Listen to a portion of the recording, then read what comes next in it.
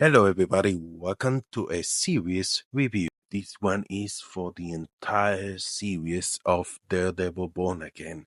Daredevil is finally back. As of me posting and recording this video, Disney Plus has now dropped the first two episodes of Daredevil Born Again.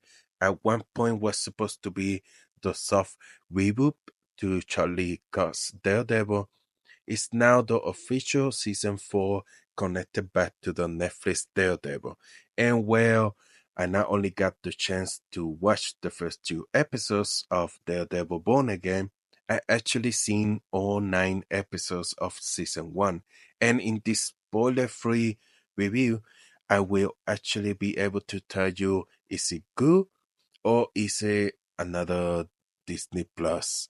The One of the things I love about Daredevil being on Disney Plus is that Disney Mickey Mouse money to inject, and that really adds a certain flair to this Daredevil now because he actually gets to jump off rooftops using his billy clubs, do some backflips. That enhanced Disney Plus money makes the action sequences a lot more fun.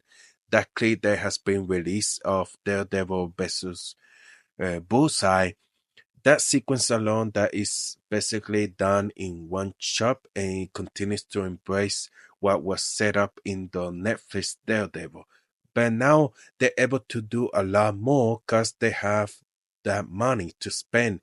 And it's just a treat, man, because that put a smile on my face.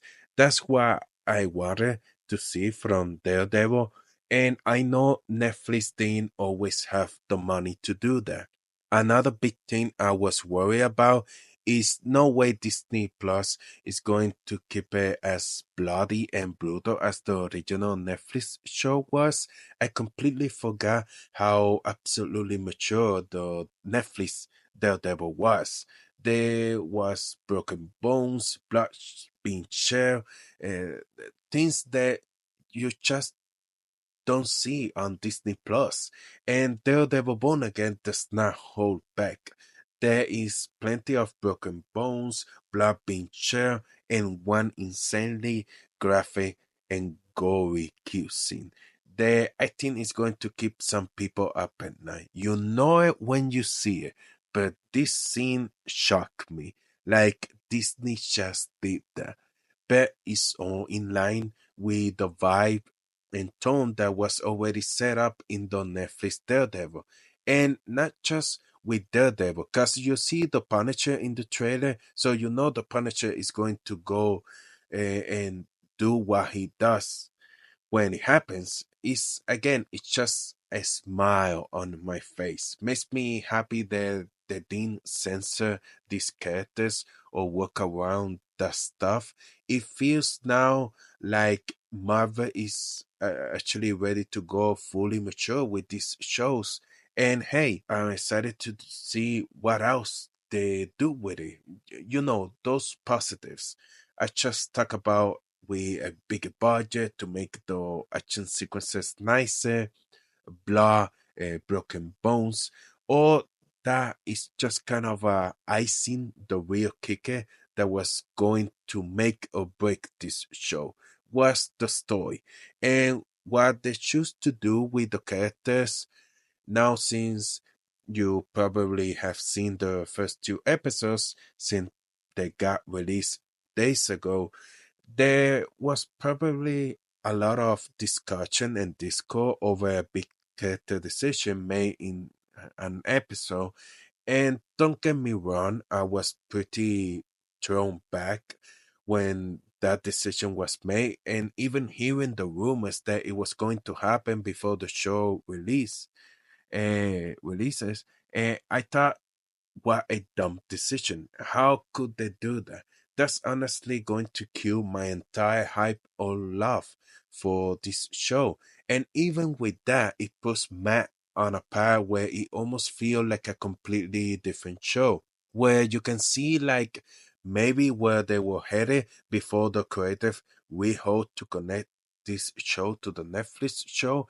And all I can say is with those 2 episodes and you being hesitant, stay patient with it because the way they continue to develop Matt Murdock and Kingpin in this series is beautiful stuff, gorgeous stuff. The only thing I can compare it to is the Penguin series. If you were like me, that end up loving the Penguin show for how they develop Oswald's character and the little steps he was taken to get to where he needed to be by the end of that. You seen that here because with the title Born Again, it really comes down to Matt giving up Daredevil, the Daredevil persona, and deciding I just need to be Matt Murdock. And on the opposite side of that, we have Vincent D'Onofrio's Kingpin, who actually wants to leave behind the mob boss life and dive deep into politics, where he's going to be a good mayor for New York City. And in the following episodes, you just see little things chip away at their new lives and how it just brings back the old self, whether it's Matt Murdock going back to Daredevil or Kingpin going back to his old ways. And the way that unfolds was so nice to see. And there are a lot of situations in Daredevil Born Again as you watch the show they took some really risky moves and took me by surprise. I mean, you see it in the first 2 episodes why they make Foggy and Karen not so much as a part of Matt's story going forward. And so with that they bring in a whole bunch of brand new supporting cast members. In my opinion, all the supporting members are end up enriching the story and actually making things interesting instead of dragging things down. Some standouts to me are Michael Gandolfini. He's someone that started off extremely annoying to me as the show started, but once he ended, I really came to appreciate his character. Another one is Margarita Ivia, who ends up playing Heather. Don't want to go too much into what her character does, but she's definitely going to start at a very hard place with Daredevil fans into getting to like her. But again, the show develops them well, puts them in interesting situations, and you grow to like who they become. Some other big thing I end up loving about this show is the way they went about each episode and the way it progresses the overall story, and how also each episode has its own little individual story, helping things stay episodic. This to me is where it really shined, and it felt like these were actual episodes of television built into something, as opposed to kind of just throwing things at the wall and seeing what sticks. That's kind of a lot of the problems I will have with Disney Plus show is they will just not feel episodic. They will just feel like they are part of this larger story that's just caught up in 6 or 7 pieces, and throughout the course of the show you do have little arcs or little things that build up to a higher narrative. One of the things I was worried about was the white tiger subplot. The main reason I was worried about this vigilante being introduced in Daredevil Born Again is because that has seemed to be the only purpose of these Disney Plus shows, is introduce as many superheroes and characters as we can out there for no other reason than just to fill up the MCU. But the mini subplot that we get with White Tiger throughout the episodes in Daredevil Born Again is some of my favorite stuff. It is handled in a way that it feels so natural and to not only Daredevil and what he does, but as a lawyer, as a vigilante, but also in the overall MCU. Because that's also the big bonus of Daredevil Born Again. Yeah, the Netflix show was technically canon into the Marvel universe, but because Kevin Feige was never directly involved, the movies in greater world almost never recognized Daredevil existed. Now that is fully involved, and this is a Kevin Feige helm production, there is so much connected goodness that it actually feels natural in the MCU.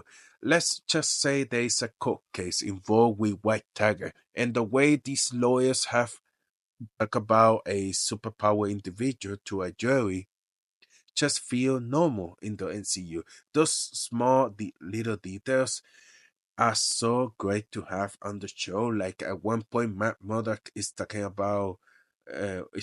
to another client and trying to find a way to get him out of the situation that he's in, and he just tells him could have been a scroll, and that joke just again feels so normal because we are in the NCU where people want to get off court cases one night, throw all the whole.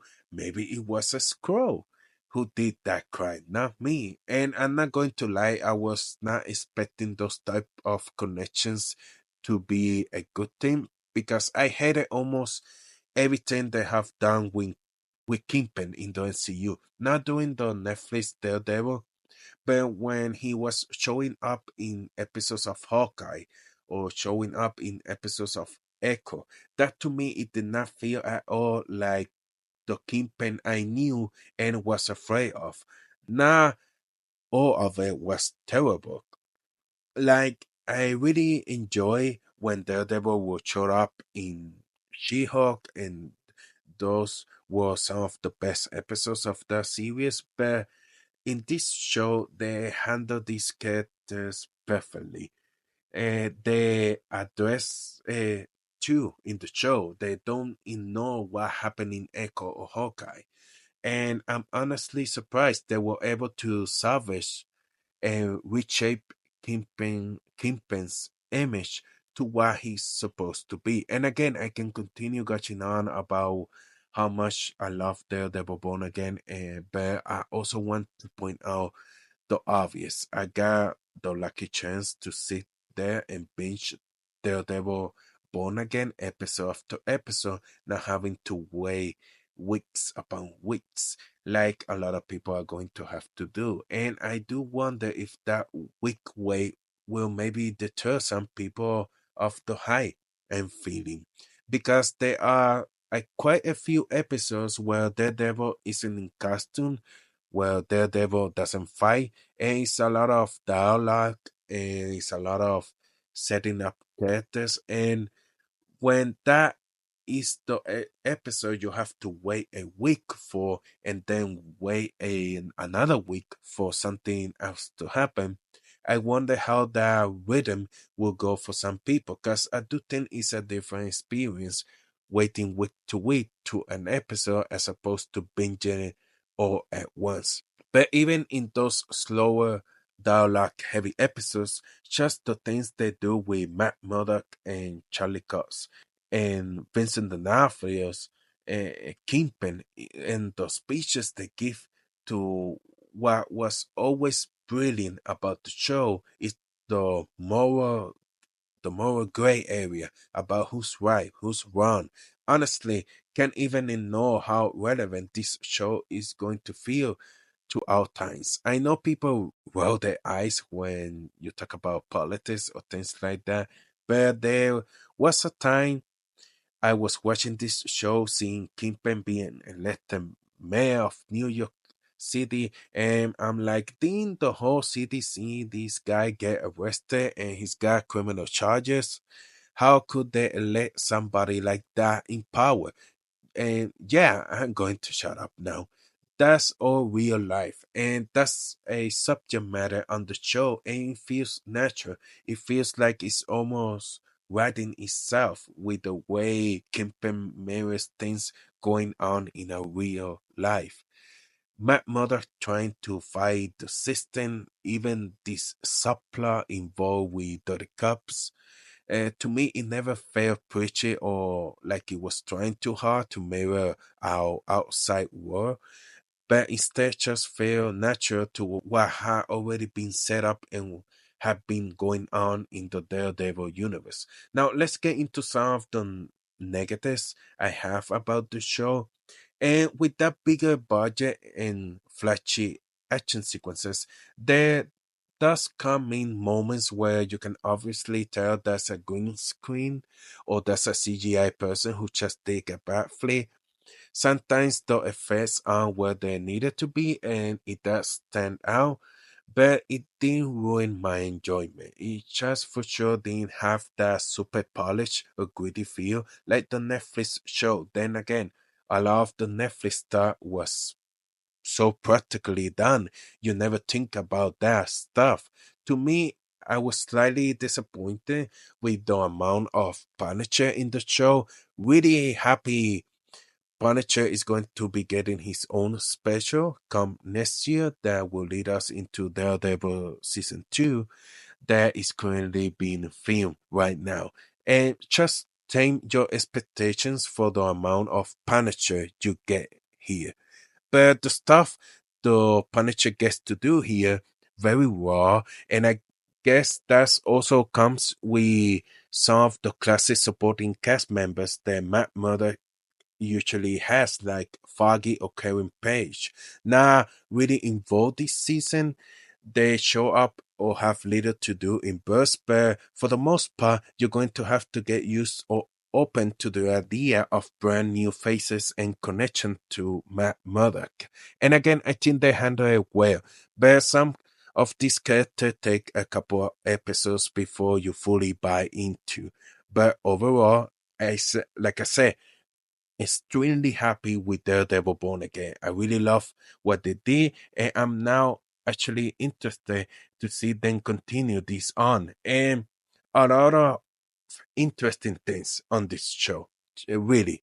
But I want to hear from you guys. How are you feeling on Daredevil Born Again? And if you've seen this video when the entire season is done, what do you think of the overall show?